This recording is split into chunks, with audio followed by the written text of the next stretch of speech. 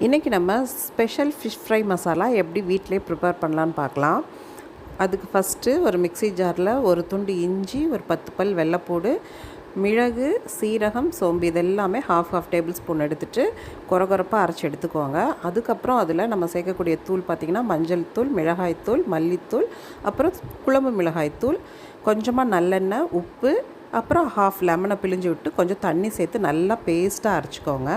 இப்போ நம்ம எப்பயுமே ஃபிஷ் ஃப்ரை பண்ண போகும்போது அந்த மீனை வந்து நல்லா குறுக்கவாவோ அல்லது கொஞ்சம் ஸ்லாண்டிங்காகவோ நீங்கள் இந்த மாதிரி கீறி விட்டுக்கோங்க. அப்போ தான் மசாலா முழுசும் அந்த மீனில் நல்லா இறங்கி வரட்டும். இப்போ 1 மணி நேரம் நல்லா மசாலாவில் அந்த மீன் ஊறினதுக்கப்புறமா நம்ம எண்ணெயில் போட்டு பொரிச்சு எடுக்கணும்.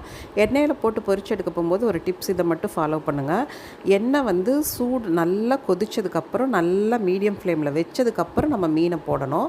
அப்போ தான் மீன் வந்து நல்லா உள்ள வரைக்கும் நல்லா குக்காகி வரும். நம்ம ரொம்ப ஹீட்டில் வச்சிட்டோம் அப்படின்னா அந்த தோல் கரிஞ்சு போயிடும். உள்ளே வந்து அவ்வளோவா குக் ஆகாமல் ஒரு மாதிரி வீச்சம் அடிக்கும். நமக்கு மீனோட ஸ்மெல் வந்து இருக்கும். இப்போது இது ரொம்ப பெரிய மீன் அப்படிங்கிறனால நம்ம லைட்டாக மேலேயும் அப்படியே தெரிச்சு விட்டுட்டே இருந்தோம் அப்படின்னா நல்லா குக்காகி வரும். இப்போது மீனை திருப்பி போடுறதுலேயும் நம்ம டைம் எடுத்துக்கணும். ஒரு 4 to 5 மினிட்ஸ்க்கு அப்புறம் நம்ம திருப்பி போட்டோம் அப்படின்னா தான் நம்மளுக்கு வந்து மீன் வந்து உடையாமல் வரும். இல்லை அப்படின்னா உடனே எடுத்தோம் அப்படின்னா சரியாக குக் ஆகாமல் இருந்துச்சு அப்படின்னா நமக்கு மீன் வந்து பிஞ்சு வந்துடும். இது முழுசாக எந்த ஒரு டேமேஜும் இல்லாமல் அப்படியே குக் பண்ணி எடுக்கிறதுக்கு இந்த டிப்பை ஃபாலோ பண்ணுங்கள்.